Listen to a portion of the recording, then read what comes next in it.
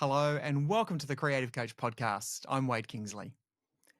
Thank you for joining me once again for the podcast, or if you're joining me for the first time, thanks for coming along. This is a coaching session that we do, just an 8 to 10 minute, little bit of inspo to go, something to help you unlock your creative potential. Today, we're going to take a little bit of a trip down memory lane to our own childhoods and perhaps also reflect on a very popular children's show made right here in Australia. I'm sure you're familiar with it. And we're going to talk to you about how a proof of concept helps unlock the value in the idea and helps others see the value in it for you. So if you want to sell an idea to someone or you want someone to actually buy in and go along with whatever it is you're producing, proof of concept is a really good way to do it. Before we get into that, just a quick couple of things. If you want to contact me at any time, wade@thecreativecoach.com is my email address, or you can slide into the DMs, as they say, and you can leave me a message in there and I'll get back to you. It's always me that speaks to you. I like to have the one-to-one coaching style. So always assume that any message you send is coming back from me. Okay, so when I was growing up, my favorite show as a kid was this one. Curiosity.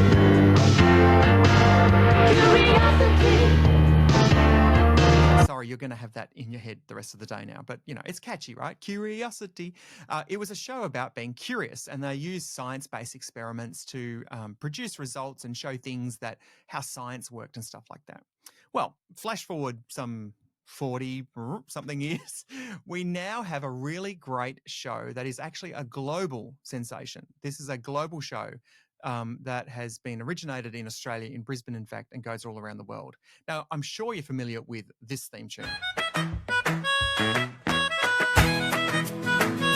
Yes, now you have that one in the rest of your head for the rest of the day. I'm sorry about that.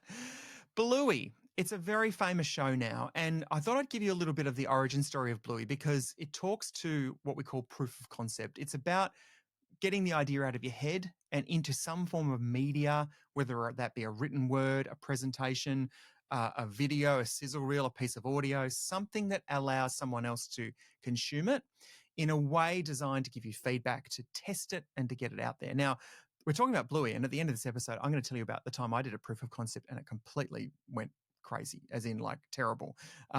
It was just one of those things that I should have thought more about, and in the end, I blew a bit of money on it, but I'll save that for the end. Let's talk about the success first.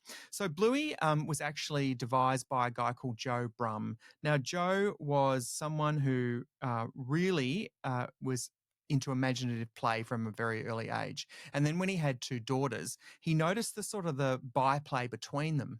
And he thought of an idea where he wanted children participating in imaginative play, but he also thought he's got to have his unique characters for it. Now, believe it or not, he actually had worked on a very popular UK children's show called Peppa Pig. He was a freelance animator. And he originally thought, well, what I might do is try and create an Australian version of Peppa Pig. So if you listen to some past episodes, we talked about drawing inspiration from other places. This is a great example of that. So he thought, well, hang on, we can do an Australian version of that. What would that look like? He developed the character of Bluey the cattle dog, and Bluey's sister Chili, two girls. And what he thought he would do was he would make a 1-minute pilot. Now, animation is not quick to do and it's not cheap to do. So instead of producing a fully blown episode, or instead of just writing out the script for an episode, he wanted to imagine it to life. He wanted to bring it to an audience or a forum of TV buyers that might be interested in it. So basically what he did is he did a 1-minute pilot. He produced it in his spare time, and he did it with a couple of collaborators in the studio that he worked in. And then he approached a studio called Ludo Studio to develop it into a series. And what we had was the founders of that studio were actually pitching it at different conferences where a lot of TV executives were, and they had the ability to kind of say yes or no to different concepts. Now, they thought that they wondered if that original concept of Bluey was a bit too dangerous. It was encouraging kids to do things that were maybe like, sitting high on a swing in an unsafe way. And in the early days, one of the founders of Ludo actually said it was difficult to pitch the series because it was really just a show about family and games.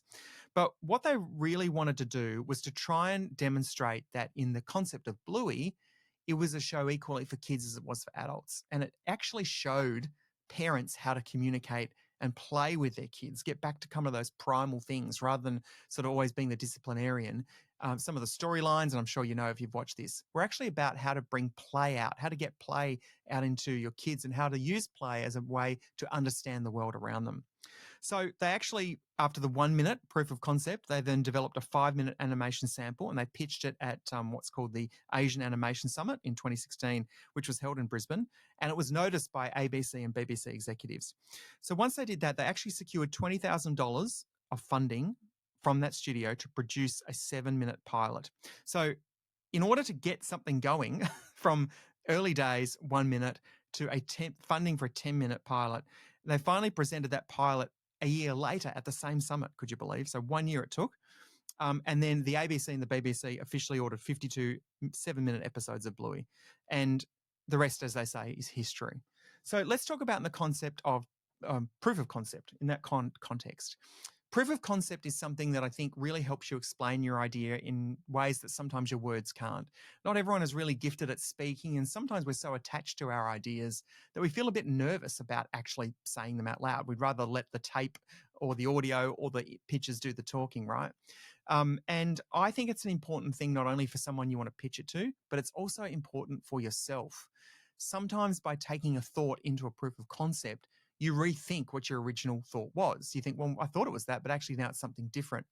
And I had an experience with this where I did a proof of concept and decided to abandon the project. So I had an idea for some Christmas cards last Christmas just gone.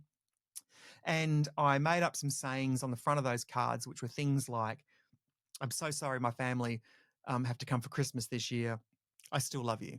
Another one was, thank you for being the best teacher and looking after my kid when I can't be bothered to. So they were kind of like these supposedly quirky little things. And what I did was I made them, I had the idea in my head, I made them in Canva, just did some really basic artwork. I'm not an artist by design or drawing or design, but I kind of know what I like. So I put the words into a Canva card template. Now, instead of printing one card as a proof of concept, which is what I should have done, I actually printed 500 cards, would you believe?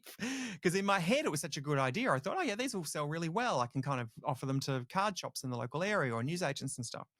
And the minute I unboxed them when they arrived, and we're talking 500 cards, so it wasn't inexpensive. It actually did cost a bit of money. The first time I looked at them in real life, I thought, nah, these don't work. I don't like these. I don't think it's strong enough. I'm competing against other cards. People choose cards based on the cover, what makes them laugh, what makes them cry, what makes them feel something. And these were sort of a bit neutral. So I didn't give up on that idea entirely in terms of making cards. I might go back to it one day. But the proof of concepts that I did, and I did way too many, actually got binned or recycled. And I thought, no, that wasn't right. And then I remembered that rule that I have is that do a proof of concept once, do a 1 minute video, do a 60-second video. You know, this podcast started as a proof of concept. It's let me see if I can talk for 8 to 10 minutes about helping you with a creativity. So don't feel like you have to, you know, spend a lot to produce a heap of stuff. And please don't spend a lot to produce a heap of stuff unless you're in a field that requires a little bit of investment, such as animation or editing or something where you need to use software or equipment or even just other people to help bring it to life. Best thing to do is try and find a bite-sized version, something that can explain your idea perhaps in a different way than you can. I won't say better than you can, but something that actually has a different media or different message to it.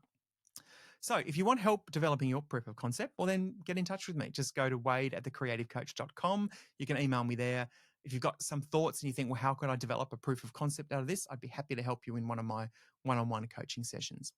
Okay, so hopefully you don't have Bluey or Curiosity Show songs in the back of your mind all day. Sorry, I probably just made them come back again.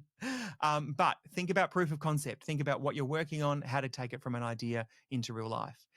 That's it for the episode for today. Thank you for joining me once again. And as we always like to say, you can be creative if you say you are. So out loud, say it to yourself. I am creative.